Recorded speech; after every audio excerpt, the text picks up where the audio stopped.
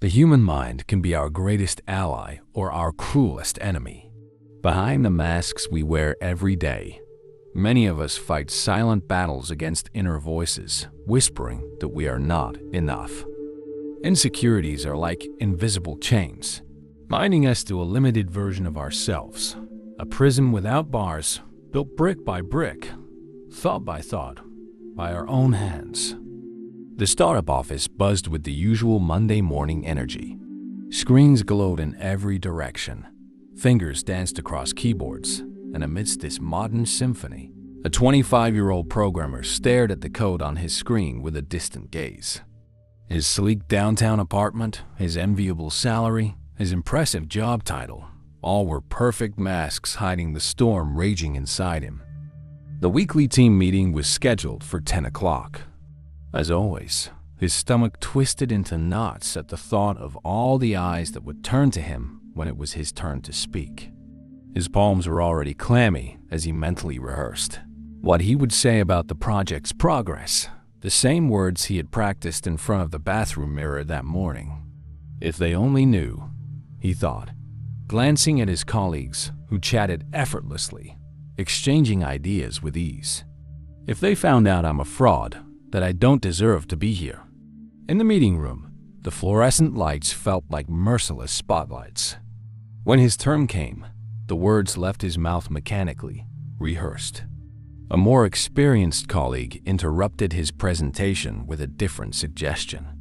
Everyone nodded enthusiastically, and the young programmer felt himself shrink into his chair, invisible once again. No one noticed when he left the room after the meeting, carrying the weight of silence and unspoken words. Back at his desk, his eyes landed on a worn-out book on a colleague's shelf. The Buddha's Teachings for the Modern World. Something about the title called to him, as if it had been placed there at that very moment just for him. Without thinking much about it, he borrowed the book and slipped it into his backpack. That night, in his empty and pristine apartment, a space that felt more like a magazine photo than a home, the young man opened the book. The pages told the story of a man named Angulimala, a feared murderer who used his victim's fingers to craft a macabre necklace. The story felt far removed from his own reality, yet something made him keep reading. Angulimala was feared by all except for one, the Buddha, who walked calmly toward him while everyone else ran away. The killer rushed to attack, but no matter how fast he ran, he could not reach the Buddha, who strolled at an unhurried pace. Confused and exhausted, Angulimala shouted for the Buddha to stop. "I have already stopped, Angulimala," the Buddha replied. "It is I who am still. You are the one who is still running." The young programmer stopped reading, a chill running down his spine. The Buddha's words to Angulimala echoed in his mind. "I have ceased harming living beings. You, however, have no restraint in taking life. That is why I am still, and you are running." And then he understood, like Angulimala, he too was running. Not from others, but from himself. He was endlessly fleeing his insecurities, wasting energy on a chase that could never end, because the pursuer was always inside him. As he continued reading, he learned that Angulimala, the feared murderer, eventually became a disciple of the Buddha. His transformation did not come from denying his past, but from awakening to the truth that his actions had been driven by his own insecurities, the fear of not being powerful, of not being respected, of not being enough. "We are what we think," another passage of the book read, quoting the Buddha directly. "All that we are arises with our thoughts. With our thoughts, we create our world." The young man let the book rest on his lap and gazed out his apartment window at the city lights flickering like earthly stars. Could it be that he had built his own prison, thought by thought, fear by fear? That the chains keeping him bound, the fear of speaking in meetings, the terror of being exposed as a fraud, the constant anxiety over others' judgments had been forged by his own mind. In the days that followed, he began observing his thoughts like never before. He noticed how often he compared himself to his colleagues, always concluding that he was inferior. He realized how he anticipated rejection before even sharing an idea. For the first time, he saw with clarity the self-destructive inner monologue narrating every moment of his day. If we are what we think, he reflected one evening as he walked home, then maybe I am becoming my own insecurity. The realization struck like lightning. He had allowed his fears to define his identity. He wasn't just someone with insecurities. He had become insecurity itself, personified. The story of Angulimala kept returning to his mind. The murderer was not inherently evil. He had been trapped in a destructive pattern of thought and behavior. The Buddha did not judge him for his past, but instead invited him to stop running and face the true source of his actions. And it was only when Angulimala stopped fleeing that he was finally able to transform. A week after finding the book, a young programmer was searching online for Buddhist meditation centers in his city. He wasn't sure exactly what he was looking for, but he felt an inexplicable urgency to learn more to understand whether he too, like Angulimala, could stop running and face his inner demons. A small meditation center, just a few miles from his apartment, was advertising an introductory talk that weekend. The title read, "Freeing Yourself from Mental Prisons." As if the universe itself were conspiring to guide him, he felt he could no longer ignore such a clear sign. On Saturday morning, he parked his car in front of a modest house with a small Zen garden at the entrance. His hands trembled slightly as he reached for the doorbell. A part of him still wanted to turn around, to retreat into the safety of his sterile apartment, the comfort of his familiar limitations. But another part, a deeper, truer voice, urged him to stay. The door opened, revealing an older man in simple robes, his smile radiating warmth. "Welcome," the man said, his calm voice instantly easing the young man's nerves. "You've arrived at the perfect moment to begin your journey." The young man did not know then that these words would mark the beginning of a profound transformation. That inside this humble house, he would find not just teachings, but a mirror in which to see his insecurities for what they truly were, not absolute truths, but illusions created by his own mind, chains he himself could break. As he followed the teacher inside, the familiar weight of anxiety was still there, but something had changed. For the first time in years, he felt a small flicker of hope. Perhaps, like the ferryman in a story he had yet to hear, he could learn to navigate the stormy rivers of his mind without being consumed by the fear of sinking. The interior of the house was surprisingly bright, with light-colored walls and minimal furniture. Meditation cushions formed a circle in the center of the main room, where a few people were already seated in silence. The young programmer hesitated at the entrance, that familiar feeling of not belonging creeping into his chest. "Sit wherever you feel comfortable," the master said, noticing his hesitation. "There is no right or wrong place here." With uncertain steps, the young man chose a cushion near the wall, where he could observe without drawing too much attention. The lecture began with a 10-minute guided meditation, the first 10 minutes in perhaps years that the young man wasn't actively worried about what others thought of him. When he opened his eyes again, he felt curiously lighter. The master sat on a slightly elevated cushion and looked at the small group with kind eyes.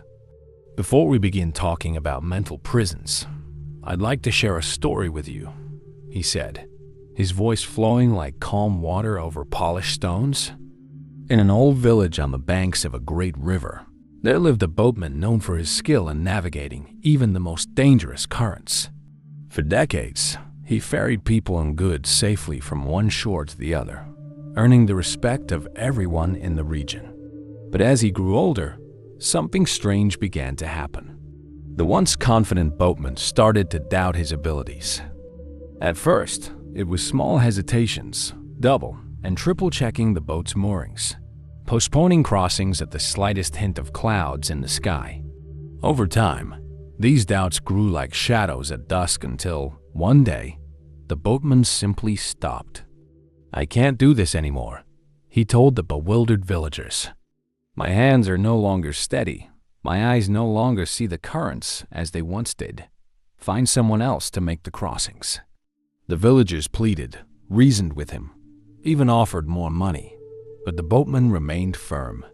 For weeks, his boat sat tied to the shore while the village suffered without its regular crossings. Then, on a stormy night, something unexpected happened. As the boatman slept in his cabin by the river, the rope securing his boat snapped under the force of the rising waters. The boat began to drift downstream, with the boatman still asleep inside. When he awoke, he found himself in the middle of the river, surrounded by turbulent waters beneath a stormy sky, exactly the kind of situation he had sworn never to face again.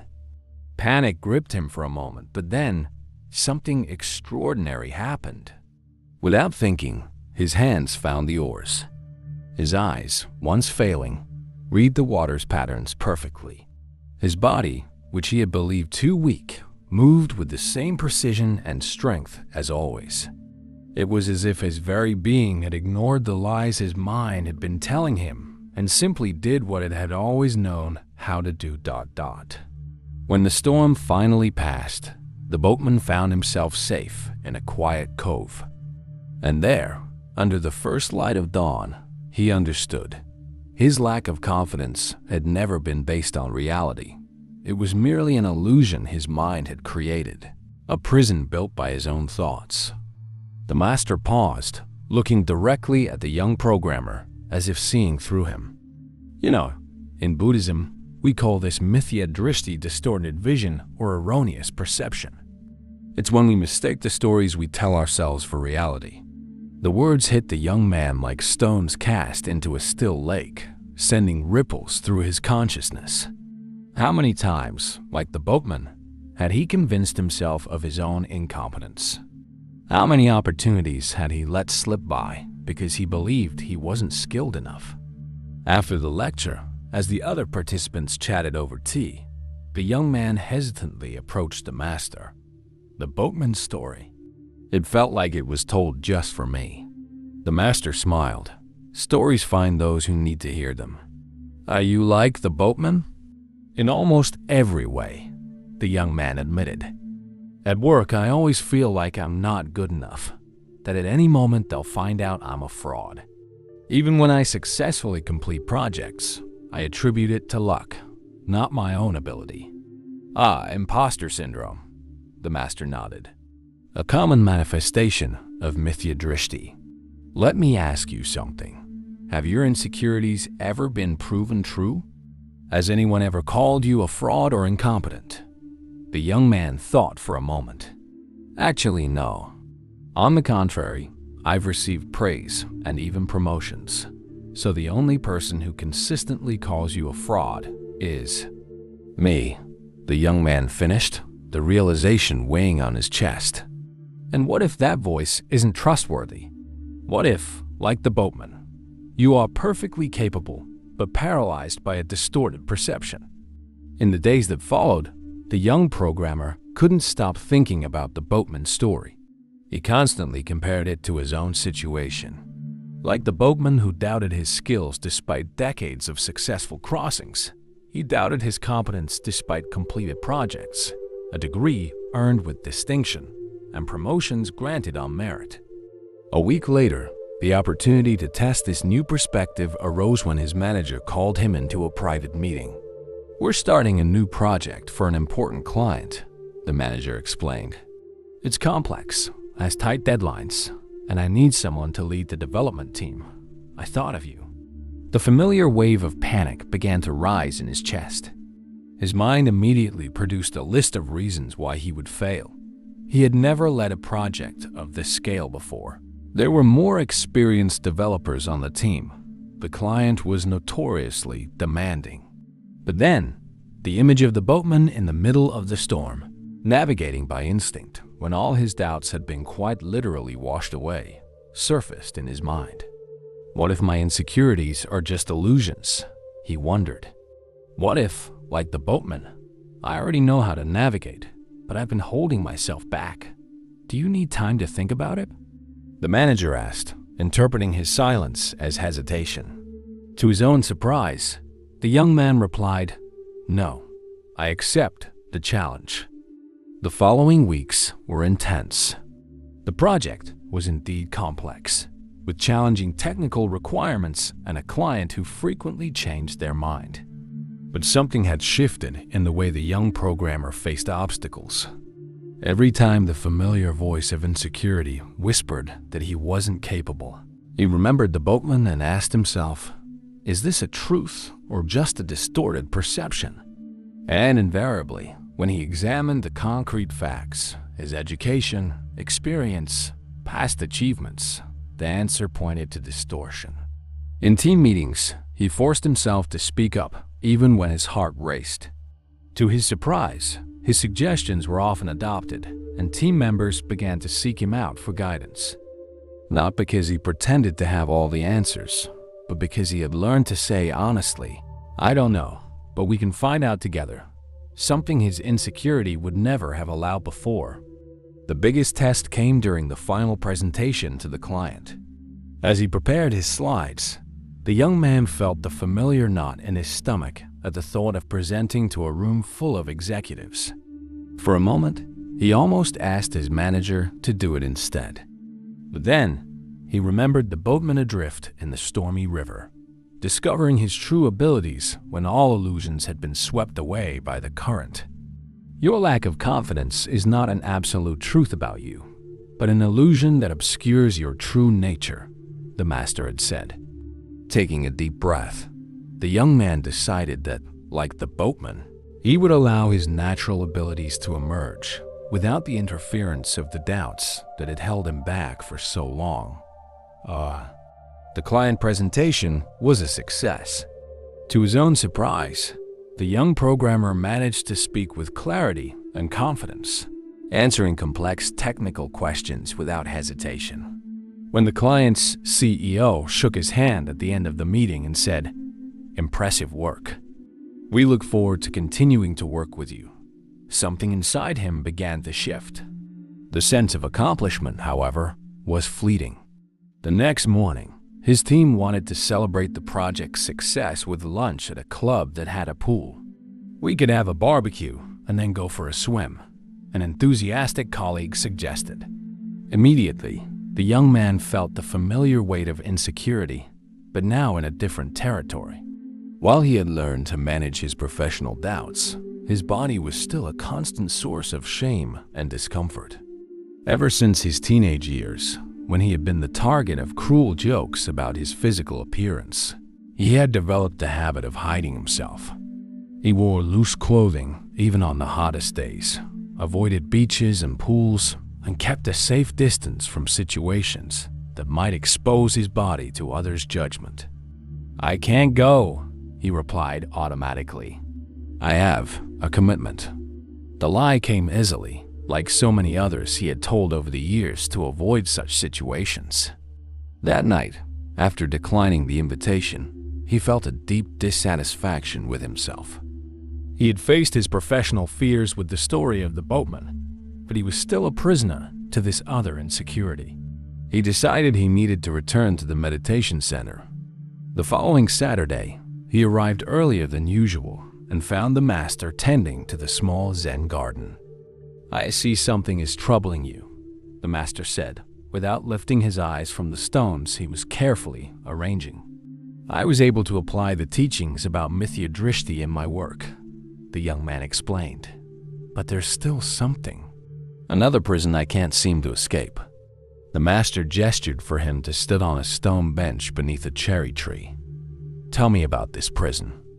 With difficulty, the young man explained his troubled relationship with his own body, how he felt uncomfortable in his own skin, how he avoided social situations where he would have to expose himself physically, and how this insecurity limited not only his social life, but also his ability to form intimate relationships. The master listened in silence, his face as serene as the surface of a lake on a windless day. When the young man finished, he remained quiet for a few moments. "Have you heard the story of the monks in Akata?" he finally asked.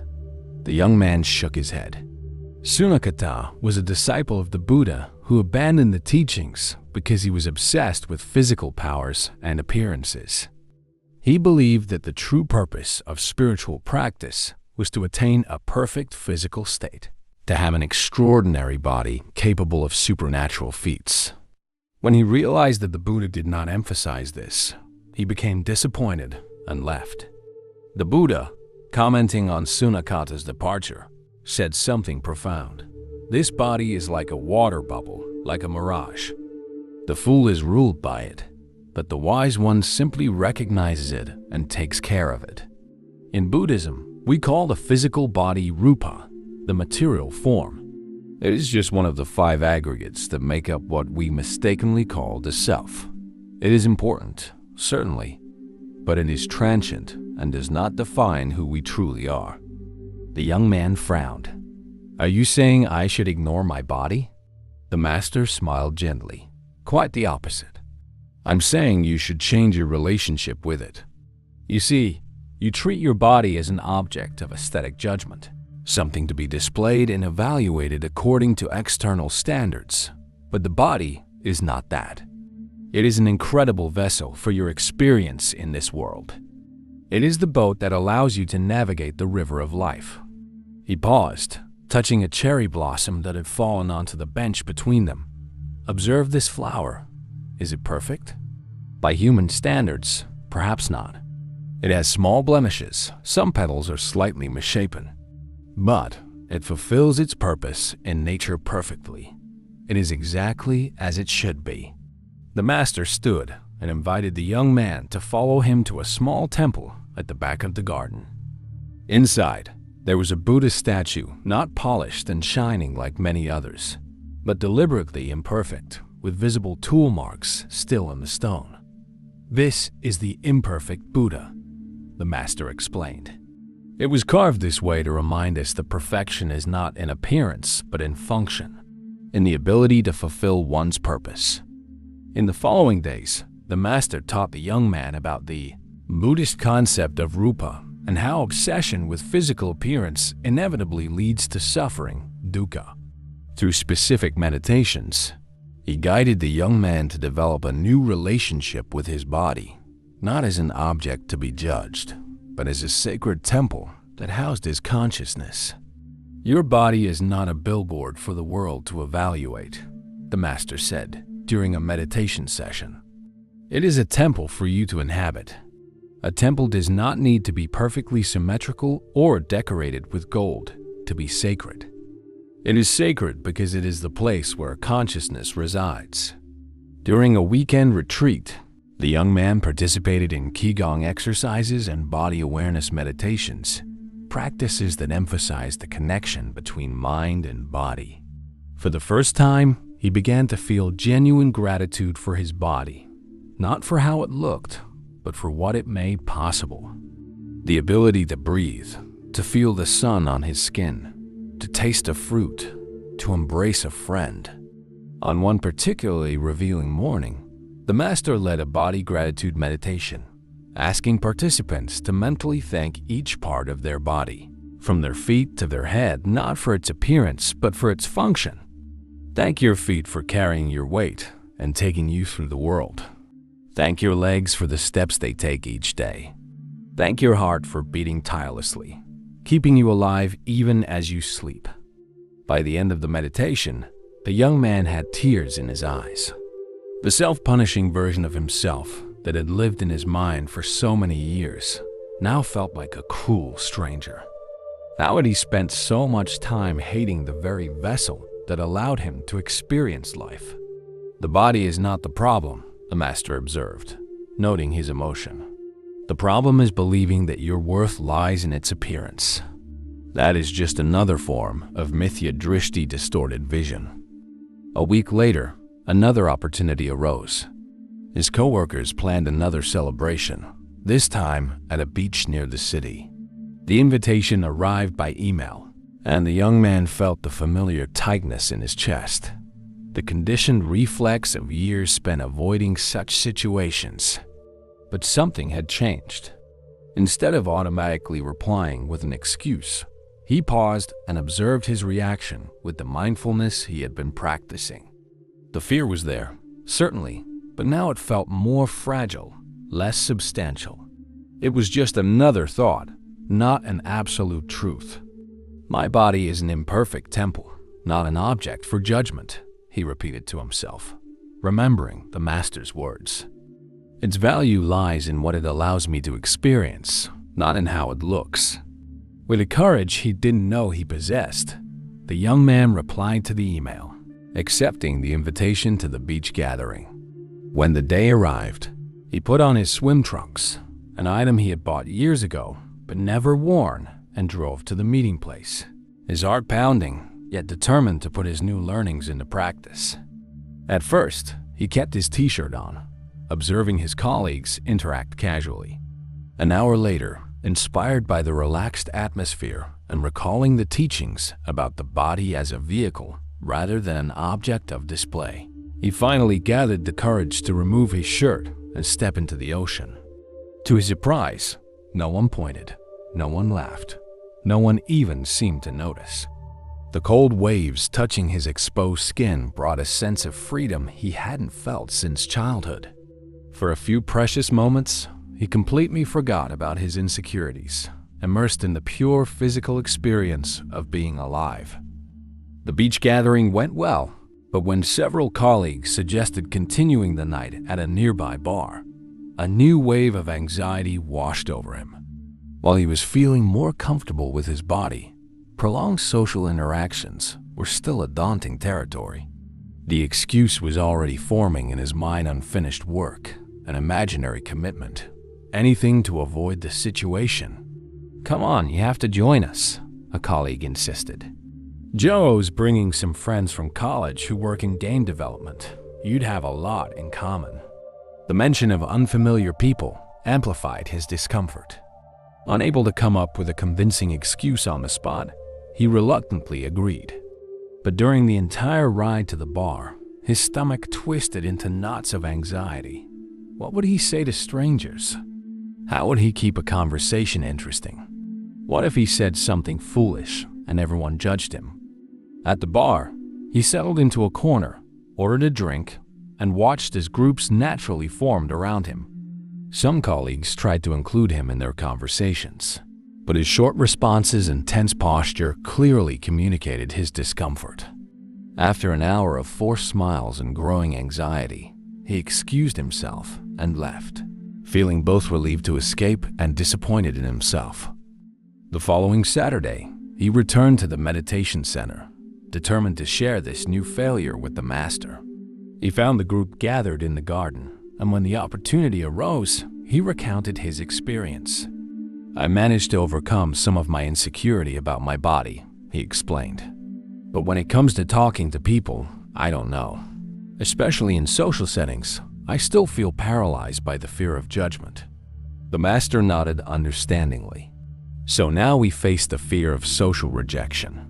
Let me tell you a story that the Buddha shared over 2,500 years ago, but which remains just as relevant today." The group formed a focused semicircle as the master began his tale. One day, a disciple asked the Buddha about the best way to deal with criticism and negative opinions from others. In response, the Buddha told the parable of the poisoned arrow. Imagine a man who has been struck by a poisoned arrow. His friends and family quickly call a doctor. But the wounded man says, "I will not allow this arrow to be removed until I know who shot it. Was it a warrior, a Brahmin, a merchant, or a servant? What family does he come from? Is he tall, short, or of average height? From what village or city does he hail? What kind of bow did he use? What material was the bowstring made of? What type of feathers were used for the arrow? What kind of poison was it coated with?" The Buddha then asked the disciple, what would happen to this man? "He would die, Lord, without ever getting answers to his questions," the disciple replied. In the same way, the Buddha continued, when a person worries excessively about what others think, about who is criticizing them, why they are being criticized, and how to respond to every possible critique, they remain trapped in unnecessary suffering. The master paused, letting the story sink into the listeners' minds before continuing. In Buddhism, we call this understanding the nature of upaka equanimity. It is the ability to maintain inner peace regardless of how others see or treat us. It is not indifference, mind you, but a state of mental stability that is not easily shaken by external events or others' opinions. The young programmer reflected on the story. So I'm like the wounded man, wasting energy on worries about judgments that may not even exist, while the real wound, my isolation, continues to affect me. Precisely, the master confirmed. Think about how many social interactions you've avoided out of fear of judgment. How many potential friendships never blossomed because you were too busy imagining negative scenarios that never materialized. Like the wounded man, you remain paralyzed by unanswered questions about judgments that may never occur. An older participant raised their hand. But how can we not care about what others think? We are social beings, after all. The master smiled. I'm not suggesting that we shouldn't care about others. I'm suggesting that we shouldn't anchor our inner peace in their opinions. There's a subtle but profound difference. Turning back to the young man, the master continued.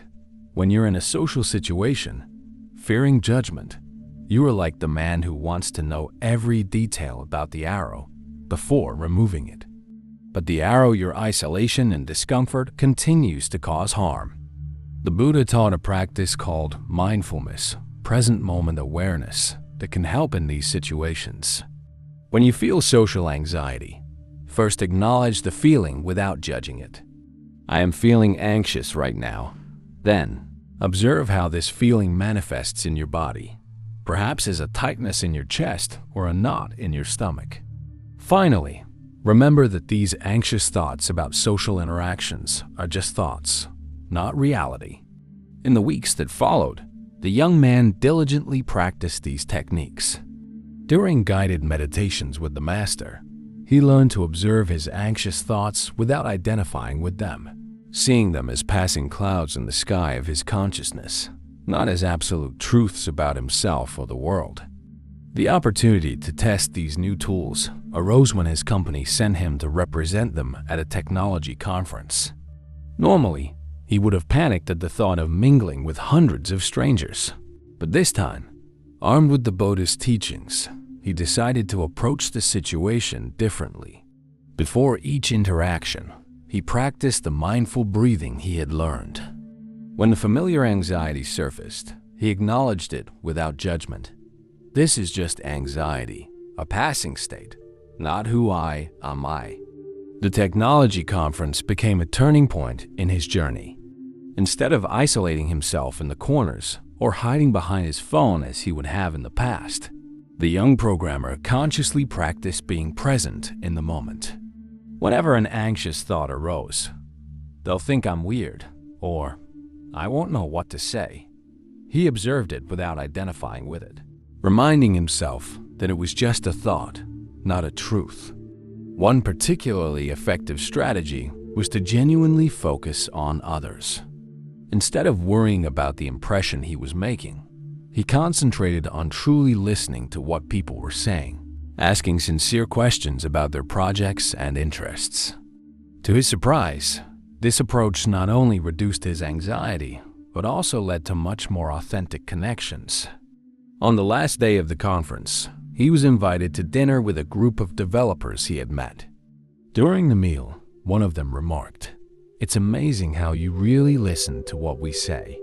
Most people are just waiting for their turn to speak." The young man smiled, thinking about how his old social insecurity had unexpectedly transformed into a special ability for genuine connection.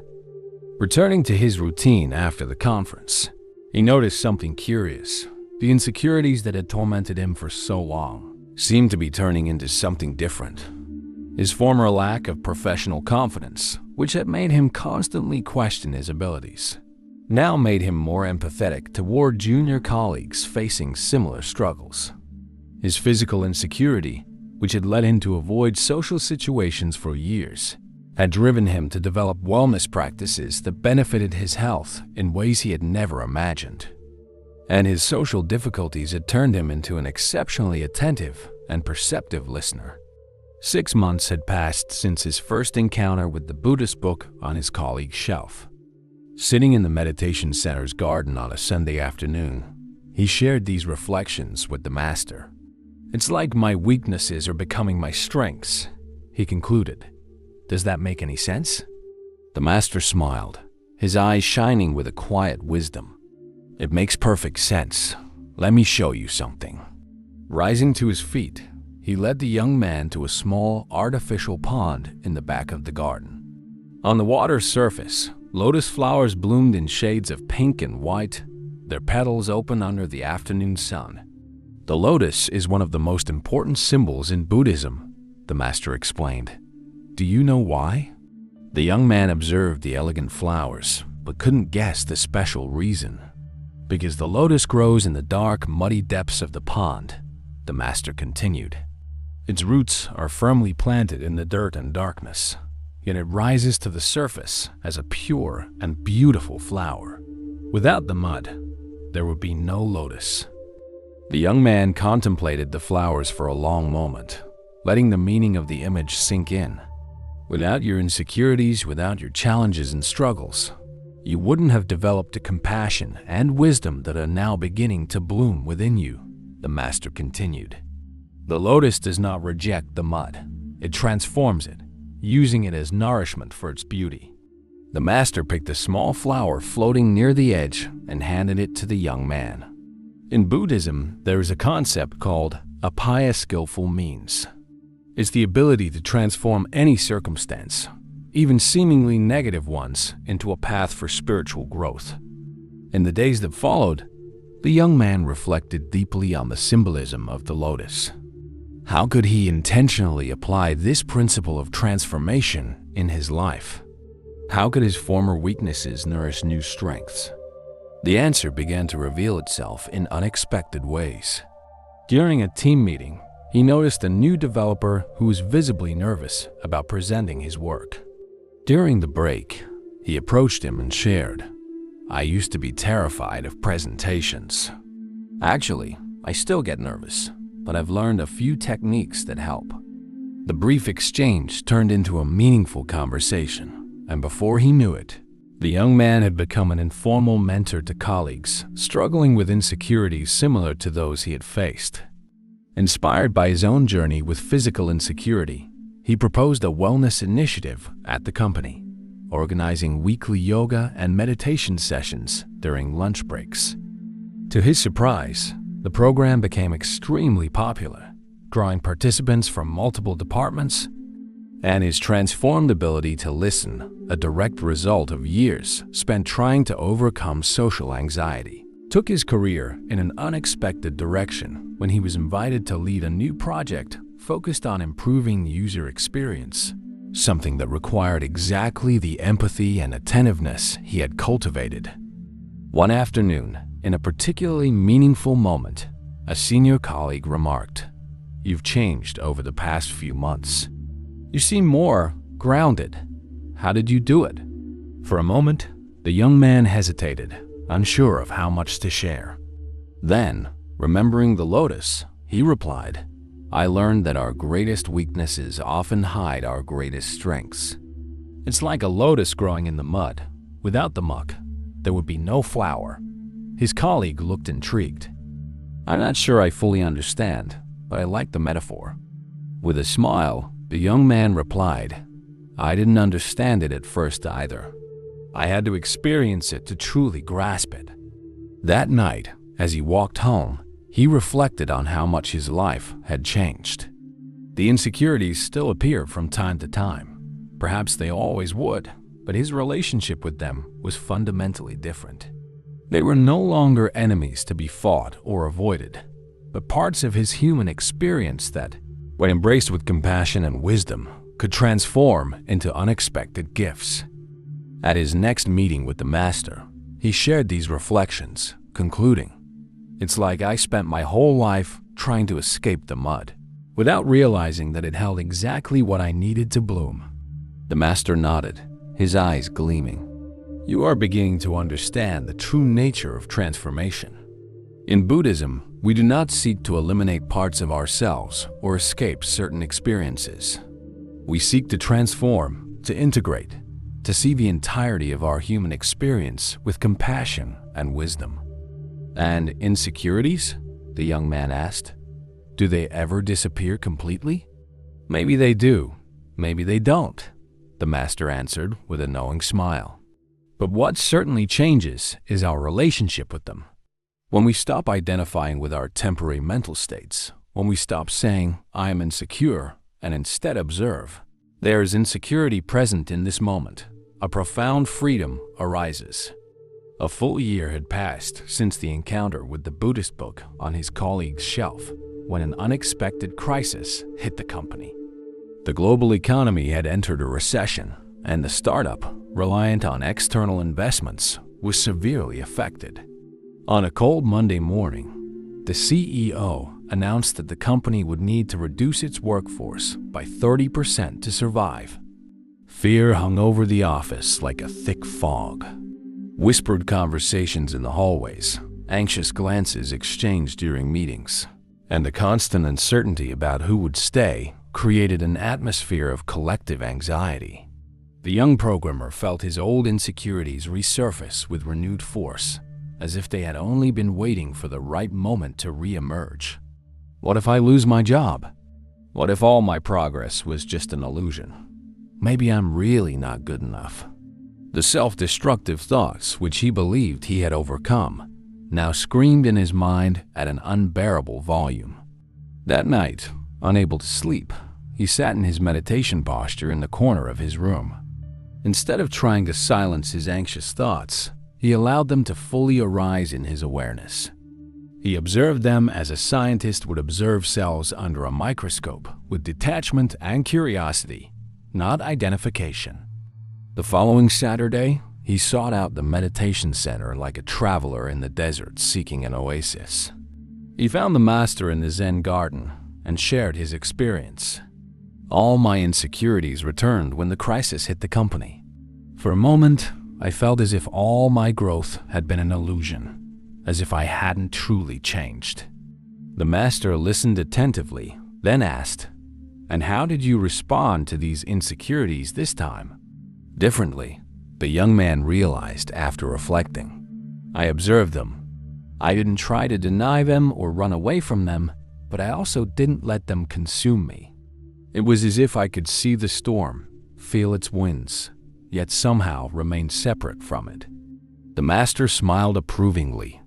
You are ready for the Buddha's deepest teaching, the concept of anatta, or non-self. It is the understanding that there is no permanent, unchanging self to identify with. Seeing the young man's confused expression, the master elaborated. Think of your stream of experiences. There are moments of confidence, moments of doubt, moments of joy, moments of fear. The common view is that there is a permanent I experiencing all these states. The Buddha taught something radically different, that there is no fixed I, only a continuous flow of experiences. But then, who am I?